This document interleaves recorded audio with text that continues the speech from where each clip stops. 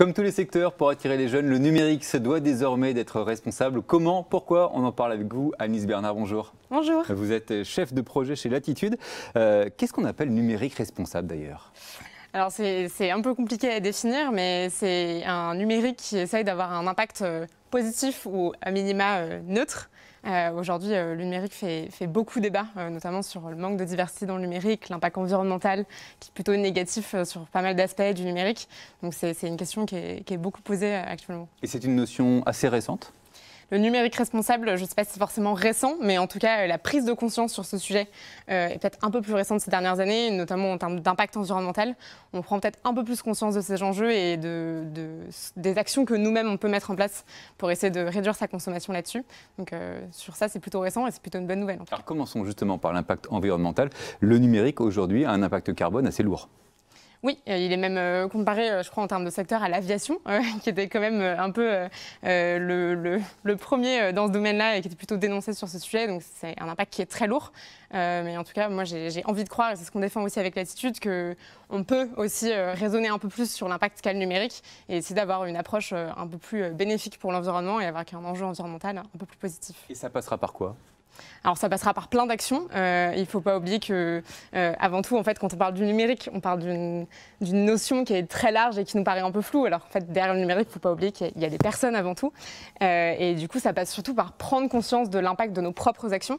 Alors c'est des choses très bêtes que tout le monde peut faire, comme éteindre son ordinateur en partant du travail ou vider sa boîte mail régulièrement. Mais c'est aussi parfois sur des usages, par exemple certains codes de sites, par exemple quand on développe un site internet qui va être un code beaucoup moins énergivore, plein de choses qui parfois, en formant les personnes qui font la tech d'aujourd'hui, vont pouvoir l'adapter dans leurs usages pour avoir un impact environnemental bien moins fort. Qui font la tech d'aujourd'hui, ça veut dire qu'effectivement il y a une prise de conscience et que la nouvelle génération, les étudiants qui nous regardent peut-être et qui vont se diriger vers le secteur du numérique, connaîtront un numérique bien plus responsable.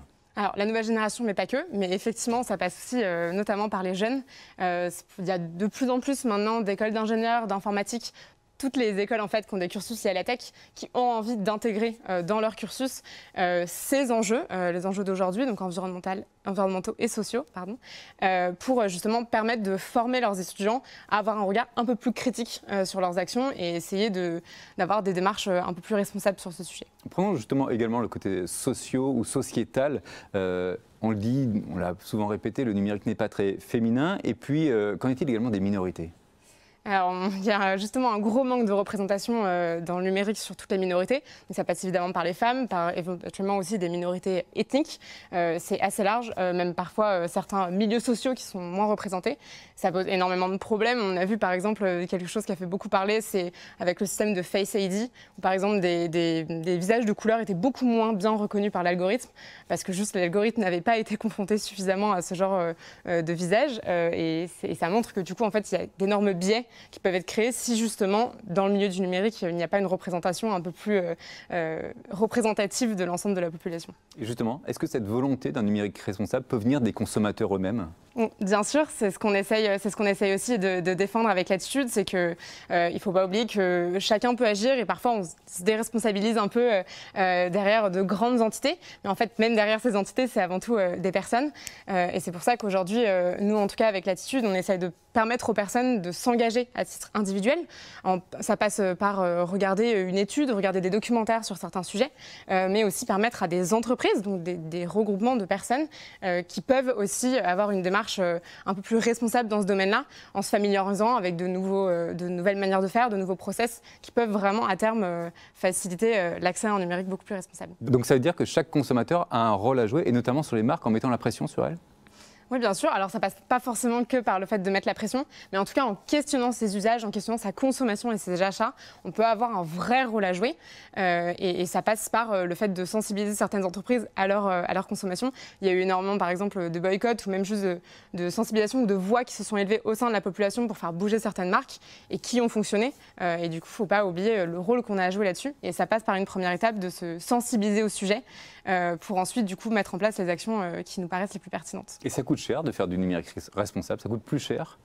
Alors pas forcément. On a souvent tendance à pointer du doigt l'écologie comme un domaine très cher et en fait parfois c'est juste simplifier nos usages, simplifier notre manière de faire. Ça passe avant tout par un raisonnement qui est aussi personnel, mais en questionnant notre impact, parfois on va juste revenir à quelque chose de beaucoup plus simple. Pour donner l'exemple du numérique, on a par exemple certains sites qui sont dits éco-conçus, c'est-à-dire que c'est des sites qui vont dépenser beaucoup moins de données à l'ouverture. Maintenant on a toujours des sites avec un effet waouh, plein d'images qui se lancent, des images qui pop dans tous les sens et c'est super impressionnant et agréable, je ne dis pas le contraire.